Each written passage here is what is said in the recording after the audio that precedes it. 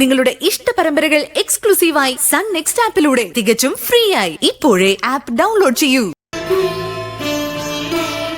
ഇനി മരണം വരെ ഞാൻ എന്റെ സഹോദരങ്ങളെ ചേർത്ത് പിടിക്കാനേ നോക്കൂ അച്ഛാ.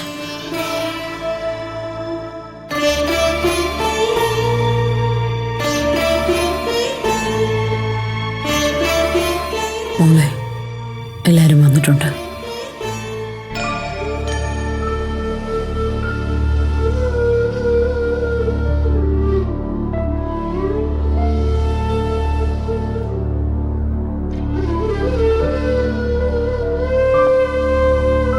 നിങ്ങളെല്ലാവരും പറയുന്നതൊക്കെ ഞാൻ കേട്ടു.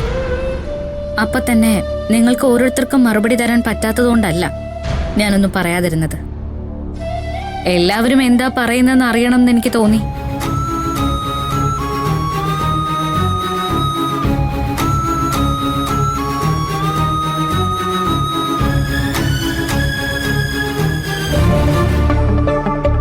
നിങ്ങളൊക്കെ എന്നെക്കുറിച്ച് എന്താണ് മനസ്സിലാക്കി വച്ചിരിക്കുന്നതെന്ന് ഇപ്പോഴും എനിക്കറിയില്ല.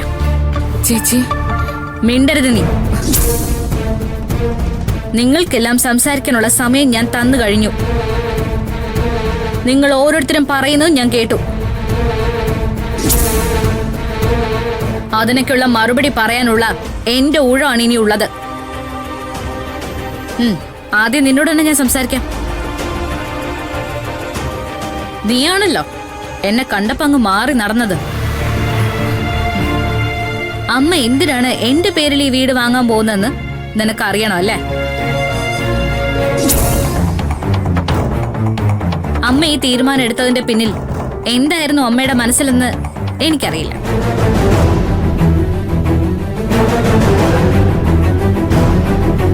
ചിലപ്പോ അമ്മയെ പോലെ എനിക്ക് താഴെയുള്ളവരെ ഞാൻ എന്റെ ചിറകിനടിയിൽ കൊണ്ടു നടക്കുന്നോണ്ടാവാം.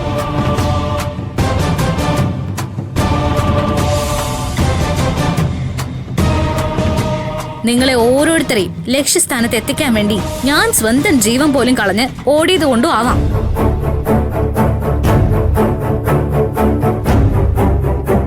ഞങ്ങളുടെ എല്ലാം പ്രതീക്ഷകളെ തല്ലിക്കെടുത്തി ഇഷ്ടപ്പെട്ട പുരുഷന്റെ മുൻപിൽ സ്വന്തം മാനം പോലും അടിയറവ് വച്ചിട്ട് വന്ന നിന്നെ വീണ്ടും നെഞ്ചോട് ചേർത്ത് പിടിച്ചുകൊണ്ട് നിന്റെ കല്യാണം നടത്തി തന്നത് മനസ്സിലാക്കിയത് കൊണ്ടും ആവാം.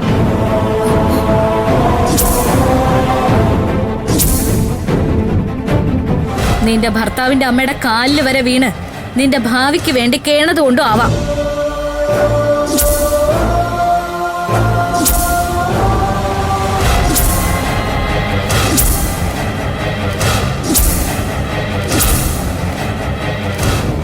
ഇപ്പോഴും നിങ്ങൾക്ക് തുണയാവാനും തണലാകാനും എന്നെ കൊണ്ടേ പറ്റുമെന്ന ചിന്ത കൊണ്ടും ആവാം അമ്മ ഇങ്ങനൊരു തീരുമാനം എടുത്തത്.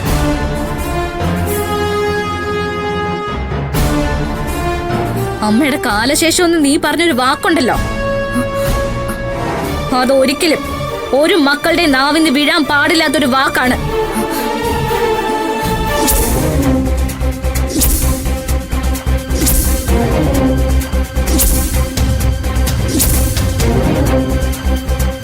എന്താ ഇനി നിനക്ക് എന്തെങ്കിലും പറയാനുണ്ടോ?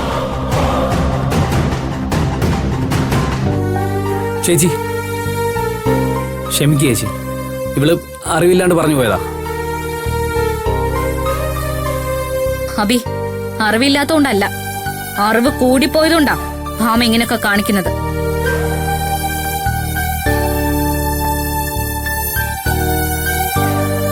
ഈ വീട്ടിലെ എല്ലാ അവസ്ഥയും അറിയാതെ നിനക്ക് എന്തു പറ്റി വരട്ടെ?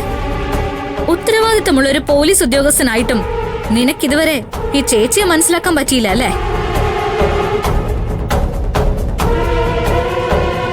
നിന്റെ മനസ്സിലും പണം എന്ന ചിന്ത കൂടുകൂട്ടിപ്പോയി ഭരത്തെ. അതുകൊണ്ടാ